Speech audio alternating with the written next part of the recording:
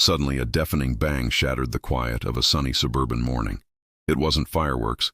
It wasn't thunder. It was the front door of a retired veteran's house getting blown clean off its hinges by a squad of wannabe HOA cops. But what they didn't know, what they could have never imagined, was who stood behind that door. Not some frail retiree. Not an old man reaching for his walker. No. What they got instead was a war-forged shadow with 13 classified missions under his belt and the deadliest instincts the Navy ever trained. It was his son, a Navy SEAL, and he wasn't in the mood for games. The smoke from the blown frame still hung in the air when the first fake officer stepped in, his tactical vest stretched over a beer belly, his face smug with the power of some HOA-issued clipboard. "Hands where I can see," he started, but stopped, because standing there, shirtless, veins coiled like rope, eyes calm like icebergs before they split ocean liners, was Kyle Travis, fresh off a 6-month recon op in the Balkans. 5 days home, no sleep, no lies, no patience for pretend authority. Kyle didn't flinch, didn't blink. He looked at the first man through the smoke and said nothing, just stared. And in that silence, the room got heavier, like the air itself realized someone just kicked the wrong door. The lead guy hesitated. Behind him, more followed in. 4, 5, 6 HOA enforcers in cheap tactical cosplay, some even with zip ties and walkie-talkies. They didn't know they just triggered the final boss level. They thought they'd find a weak old man in pajamas. Instead, they stepped into a kill zone. "Identify yourself," Kyle said, his voice calm but sharp enough to cut bone. One of the men laughed. "We're the Homeowners Association Security Division, sir," he said with an accent so suburban. It smelled like cologne and passive aggression. "We had multiple reports of code violations, non-compliant lawn growth, unauthorized flag display, and suspicious noise." He said it like Kyle was supposed to apologize. Instead, Kyle stepped forward once, and in that moment, half of them shifted back instinctively, because you can't fake the walk of someone who's hunted humans across continents. "My name's Daniel Travis. I'm the guy whose front door they blew off. I'm also the 73-year-old retired Marine whose American flag they reported, not the plastic kind. The real kind. The one I carried back from Fallujah after losing half my unit to mortar fire. I was sitting in my recliner when the explosion hit, thinking my pacemaker might finally give up. But then I heard his voice. Kyle's voice. And suddenly I knew the house was the safest it's ever been." Kyle raised a hand slowly, not threatening, but not relaxed either. "You got 3 seconds to explain how blowing up an unarmed citizen's door counts as legal enforcement. Then, I call real law enforcement, or if you prefer, I'll handle it." The leader scoffed, still playing his role. "We have authorization from the HOA president, per community charter, Section 4, Subclause B," he said, waving a laminated paper like it was a badge. That was their mistake. They brought paperwork to a battlefield. Kyle lunged, not a punch, not a grab, but a perfect disarm motion, snatching the paper from his hand, tearing it in half without looking at it. The leader stumbled back. "You're assaulting a security official," he shouted. Kyle stepped forward again, fast enough that 3 of them reached for their fake sidearms, realizing too late that they were wearing rubber training holsters. These weren't cops. These were HOA dads on a power trip. Now here's where it gets serious. One of them, the tallest, nervous hands twitching, pulled out something worse than a real gun, a taser. Kyle's eyes clocked it instantly. In one smooth motion, he slid left, grabbed the guy's wrist, twisted until bones cracked, and turned the taser back toward his own thigh. Zap. He dropped like a sack of bricks. The others froze. No one moved. "Next?" Kyle asked, voice like cold steel dragging on pavement. That's when the real cops arrived. Not because they were called, but because neighbors were filming. And in less than 2 minutes, the videos had gone viral in the community group chat, then Facebook, then local.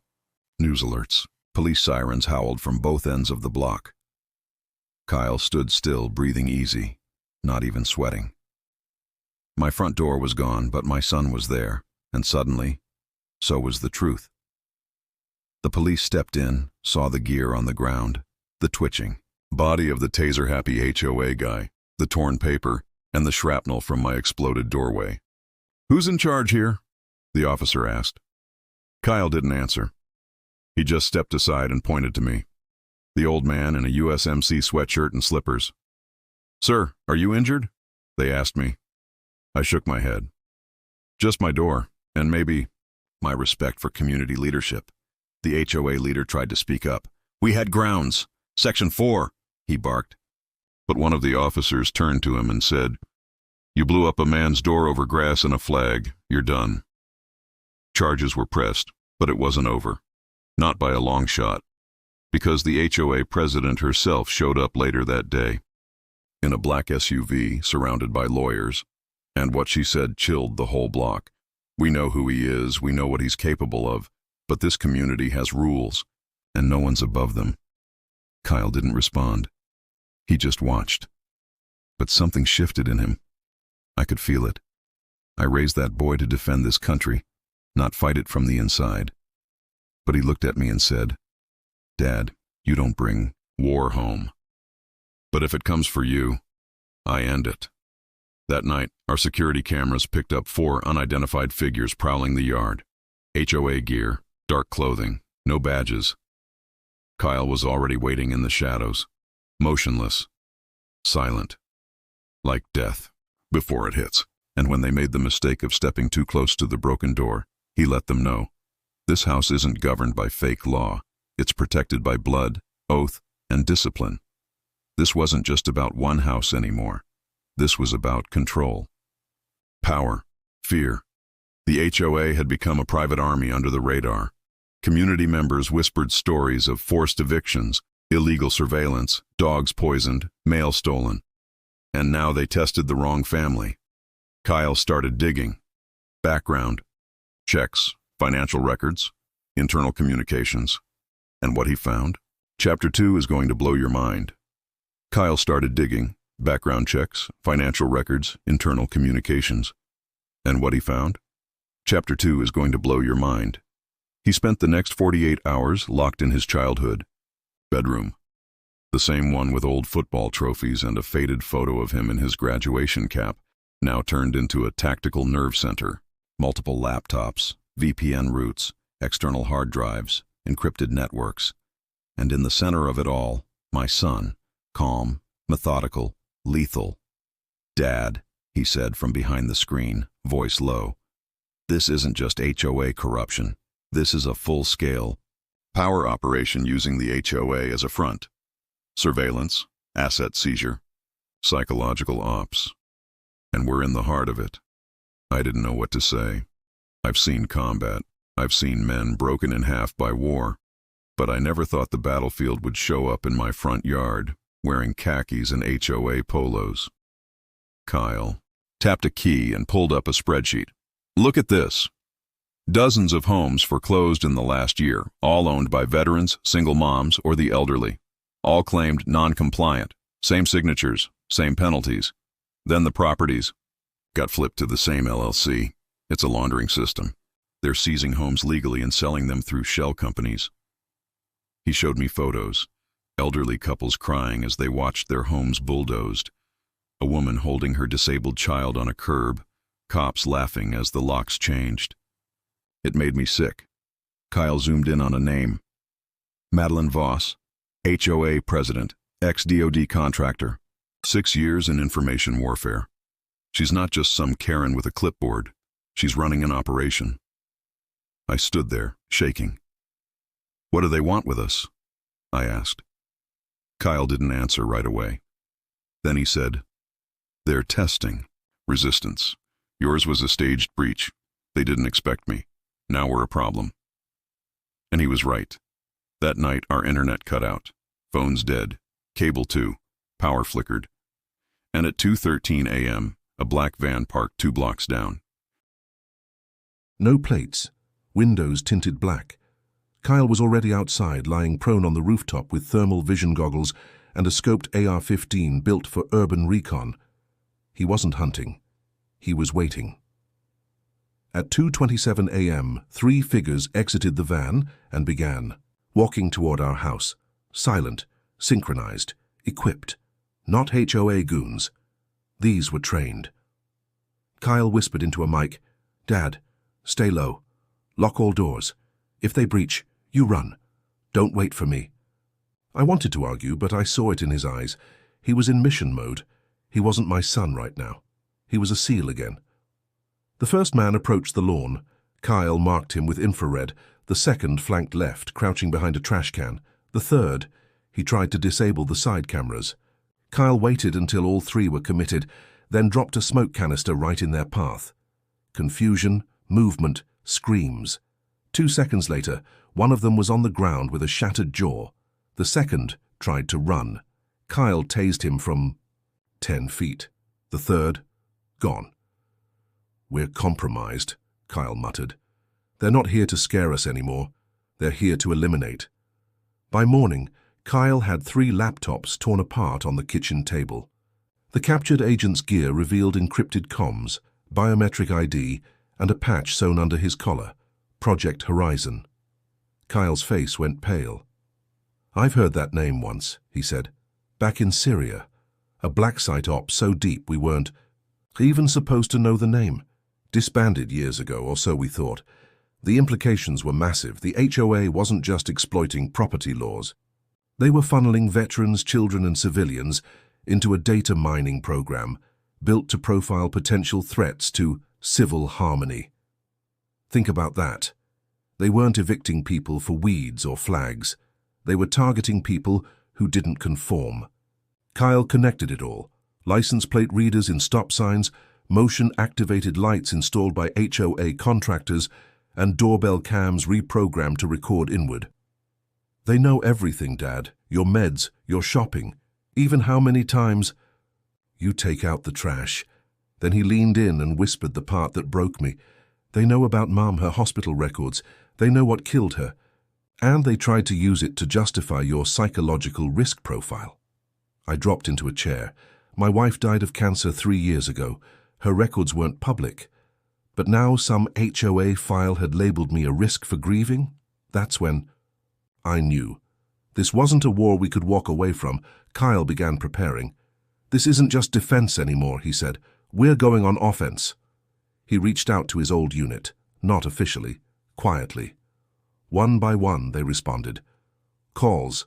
From Montana, Texas, Oregon. 4 SEALs, 2 Rangers, 1 former NSA. And by the end of the week, 5 men and 1 woman stood in my garage, armed, calm, and ready. They weren't just friends, they were ghosts. And they came to help us disappear from the system and tear it down from the inside. The neighborhood began to change fast. Mailboxes started shaking in the wind, wired. Garage doors stopped opening, jammed. One neighbor found a tracker under his car. Another had a code violation for leaving a toy in his yard. The HOA was going nuclear. But now Kyle and his team were watching from inside. Cameras in fake birdhouses. Audio in sprinkler heads. They weren't spying, they were collecting proof, and the proof was overwhelming. Covert transactions between the HOA and overseas crypto accounts. Invoices for tactical gear labeled as community upgrades. Emails between Voss and private contractors to remove resistance variables. This was no longer community regulation. This was sanctioned tyranny disguised in neighborly concern. Then came the tipping point. A boy, 12 years old, was grabbed on his way home from school by a van marked HOA Behavioral Escort. They called it a wellness detour. But Kyle intercepted the van 2 blocks away, guns drawn, body cam rolling. "Let the kid go," he said. And when the fake officers hesitated, Kyle shot out their tires and dragged them into the street. The boy ran free, the men were detained. And everything was caught on film. Kyle leaked the footage. Not to news stations, they'd bury it. He sent it to veterans groups, civilian watchdogs, mothers' forums, Reddit, encrypted telegrams. Within 24 hours, it had over 40 million views. America woke up. And so did the government, but not to protect us. They came to shut it down. Her cease and desist order arrived by drone. The FBI issued Kyle a warning, but he didn't stop. Because now it wasn't about us. It was about everyone still sleeping while wolves wore HOA badges. A final meeting was scheduled. Kyle, me, and the HOA president, Madeleine Voss, on neutral ground, a park, public, cameras on. She arrived in a black dress and heels, smiling like she was hosting a cookout. "Mr. Travis," she said, "you've caused quite a stir." Kyle stood silent. She leaned in. "You're good, trained, focused, but you don't get it. This isn't about you. This is the new world. Order through compliance. Peace through control." Kyle replied only once. "No, it's fear through force, and I don't fear you." Then he handed her a flash drive. "Everything you've done, everyone you've hurt, everyone watching you now. This goes live unless every home you stole is returned, every family restored. You resign and you disappear." She laughed. "You think you're a hero? You're just delaying the future." Kyle smiled. "Good. Delay is my specialty." And that's when everything shifted, because Kyle didn't wait for her answer. He'd already sent the drive to 1,000 servers, to the public, to the press, to military networks. She wasn't negotiating anymore. She was exposed. And what happened next will tear the entire system apart. And what happened next will tear the entire system apart. The moment Kyle's drive hit the net, the dominoes started falling. Across the country, thousands of homeowners began questioning their HOA notices, digging into bylaws and filming every enforcement patrol they saw. The footage of the boy being taken in that van wasn't just viral now. It was headline news. Veterans groups issued open statements of support. Mothers Against Surveillance started grassroots rallies. A retired federal judge came out of silence to say, "This is organized abuse hiding behind suburban civility." Madeleine Voss didn't vanish. Not yet. She doubled down. The day after the footage went global, she gave a press conference. Calm, cold, dangerous.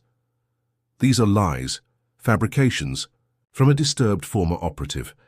We are a community-first organization, and we will defend ourselves from extremist threats." She painted Kyle as a terrorist, me as unstable, claimed the whole thing was a political hoax, but she underestimated one thing. Kyle never stopped collecting. While she smiled for cameras, he hacked her condo's internal network from a coffee shop 5 miles away. And what he found was the kill switch. Project Horizon wasn't just about real estate, it was about behavioral conditioning. They'd been testing electromagnetic modulation on home electronics, microwave frequency pulses that altered sleep, emotion, even decision-making. The trials were buried under fake maintenance reports, and the victims? Families who had just stopped being cooperative, people who had changed their minds. This was no longer just about property, it was mental war. Kyle confronted me with the evidence. "Dad, we've got enough to burn the whole thing down," he said, "but it's not enough to expose it. We have to end it. Permanently." I asked what he meant. He looked me in the eye, no flinch. "We destroy their control hub, every server, every drone port, every fallback point. We cut their signal. Then we go public with the full archive." It sounded impossible. But then I saw who he was talking to on his laptop, his old commanding officer, now in a civilian advisory role at the Pentagon. Codename, Bishop. Bishop's face was gaunt, tired, but focused. "Travis, what you've found goes deeper than HOA corruption. Some of these systems were part of abandoned DARPA programs. We thought they were dismantled. Looks like they migrated into civilian channels, unregulated, weaponized. You have my blessing, but this never ties back to us." Kyle didn't blink. It won't.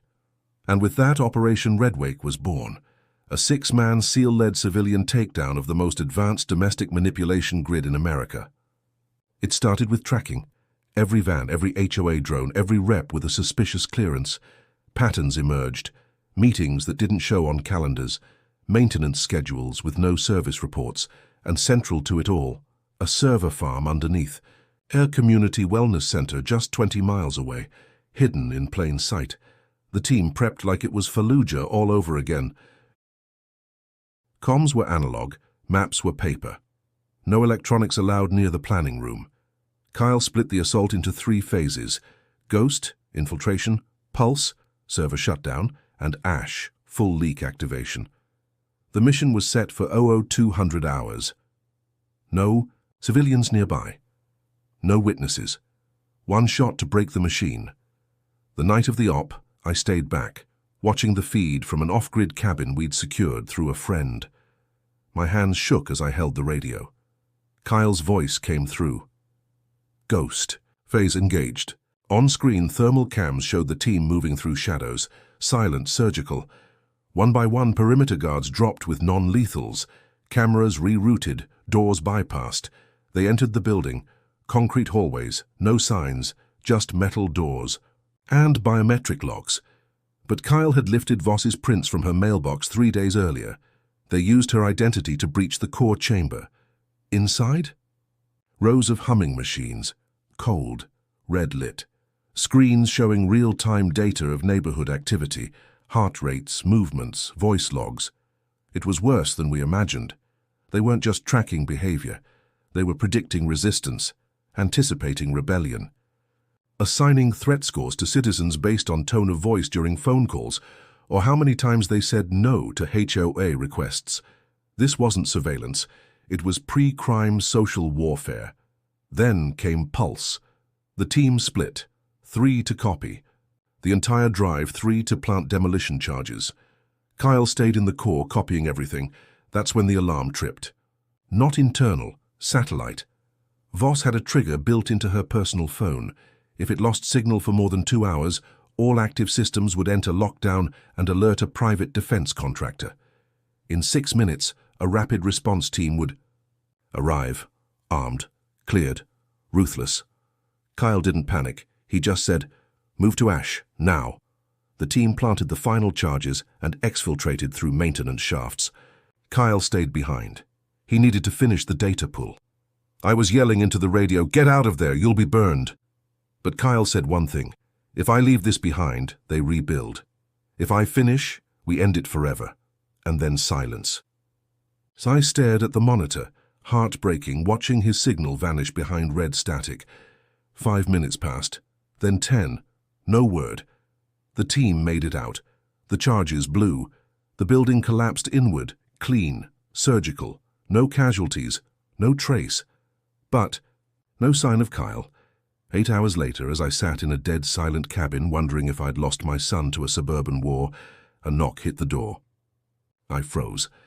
Then it came again. 2 knocks, pause, 1 knock, our old signal. I ran to the door and yanked it open, and there he was, covered in ash, burned jacket, drive in hand. "Let's finish this," he said. We uploaded the full archive. To the network. Not one outlet, all of them, even foreign ones. The truth couldn't be buried this time. Voss disappeared within 24 hours. Her accounts frozen.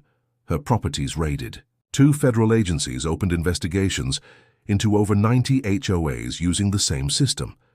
A congressional hearing was launched, and for the first time in my life, I saw the system scared of its own reflection. But Kyle didn't stop.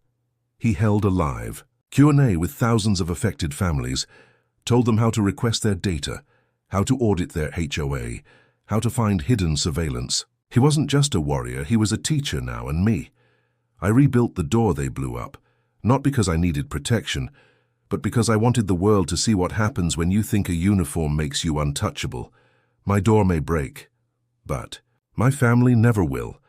And if you're watching this, if you've ever received a strange violation notice or been followed, or felt your lights flicker every night at 3 a.m., don't ignore it. Question it, record it, fight it. You're not paranoid. You're not alone. This is happening, right now. And you need to decide, do you bend or do you stand? Because what comes next isn't just about homes, it's about freedom itself. Because what comes next isn't just about homes, it's about freedom itself. The leak exploded globally. Not viral, nuclear. News agencies scrambled, not just to report, but to defend their silence. People who once mocked conspiracy types were now whispering about how their streetlights clicked twice at 2 a.m., or why their smart fridge kept turning off during political debates. HOA board members across the country were resigning in waves, deleting files, burning paper. But it was too late. The truth was permanent now. Kyle had seen to that. He didn't just upload data, he uploaded instructions. A digital blueprint titled, "How to Spot Domestic Control Systems in Your Community." It taught people how to EC, reverse search shell companies, how to detect off-grid surveillance, how to strip metadata and track digital fingerprints of those targeting them.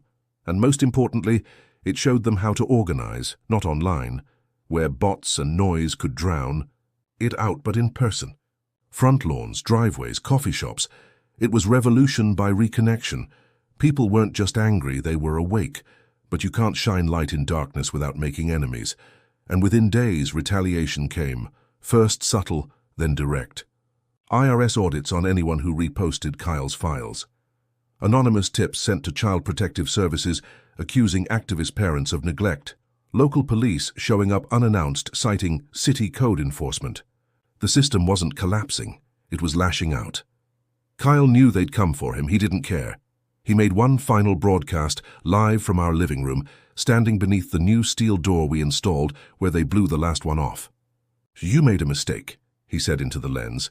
"You forgot the people you targeted were the ones who built this country. You used our systems, our codes, our loyalty against us. But we're taking it back. You don't control the narrative anymore, we do." He paused, then added, "To the veterans watching this, wake up. They're not just after your benefits. They're after your ability to resist. To the moms, they're coming for your kids, minds. And to anyone still on the fence, you're not exempt, you're just next." Within hours of that speech, the media ran with it. Some praised it. Some painted him as dangerous. But no one could ignore it. The White House was forced to issue a statement. "We are aware of the alleged civilian infrastructure abuses and are investigating them fully." Kyle laughed. Alleged. That's their word for, "We know, but we don't want to admit it." But Voss, she wasn't done.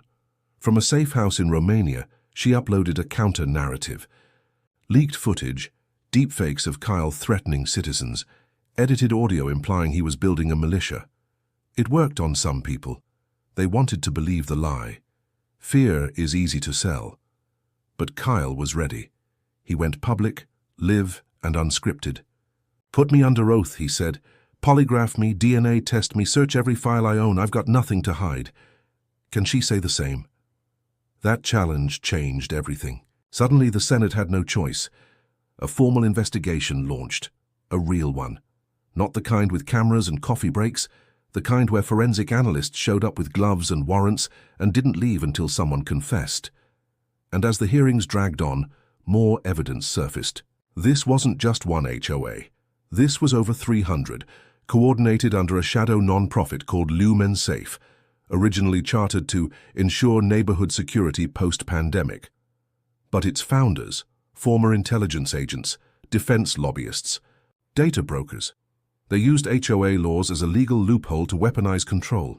No police needed, no warrants issued. Just a letter in your mailbox saying, "You're in violation." You miss the deadline, they fine you. You contest it, they report you. You resist, you disappear. It should have broken me. But it didn't, because I saw my son become something more than a SEAL. He became a force of truth. People wrote to us, thousands, veterans who finally felt seen, women who started organizing anti-surveillance HOAs, teens building online watchdog tools. And the best part? Communities started firing their entire boards, rewriting bylaws, taking power back, one lawn at a time. I asked Kyle once, late at night, as we stood outside watching the sun come up over a neighborhood no longer afraid, was it worth it? He didn't answer right away. Then he said, "I lost brothers overseas because of lies. I wasn't going to lose my country to the same thing, not without a fight." But the battle wasn't over. One night, we got word from Bishop, our friend in the Pentagon. New files surfaced, he said. Preparing to roll this out nationwide. School districts, retirement homes, even national parks, they weren't done. They were just warming up. We had two options: hide or go nuclear. We chose the second. Kyle partnered with whistleblowers from inside the program, people who had designed the systems and quit before they went live. They shared floor plans, code, launch protocols, and together they triggered what Kyle called the flood. It wasn't sabotage, it was exposure. They opened the system to the public, live feeds, decision trees, even the psychological profiling tools used to mark problematic behaviors. People saw how their daily lives had been turned into metrics, how liking certain posts, buying specific foods, or having too many late trash pickups labeled you a threat to community cohesion. The backlash was immediate. Politicians resigned, lawsuits piled up, companies disbanded overnight. And then, silence. No more fake citations, no more HOA cops with mirrored sunglasses, no more black vans cruising slowly by. For the first time, since they blew off my door, I slept without my Glock by my side, not because I trusted the system, but because I trusted the people who rose up with us. Your door may not have been blown off yet, but don't wait until it is. Look out your window. Ask questions, speak up. Because this didn't start with a Navy SEAL answering the door. It started when a father said, "No, I don't accept your violation." And from that moment on, the illusion cracked. So here's what you do if this happens to you. First, document everything. Don't ignore those HOA letters. Read them, save them. Record every visit, every phone call. Second, talk to your neighbors. You are stronger united than afraid. Third, research your HOA board, background checks, ownership records, follow the money, and if something smells off, it probably is. Lastly, remember this. You have rights. They're not just words on a flag. They're forged in blood. You don't surrender them to a committee with clipboards and contracts. You defend them. Every inch of sidewalk, every blade of grass, every damn front door. Because when the next door gets blown off, it might be yours. And when you answer it, what you do in that moment could decide the fate of everything. You love, so be ready, not paranoid, not violent, just ready. Because freedom doesn't die with bullets, it dies with silence, and we will not be silent ever again.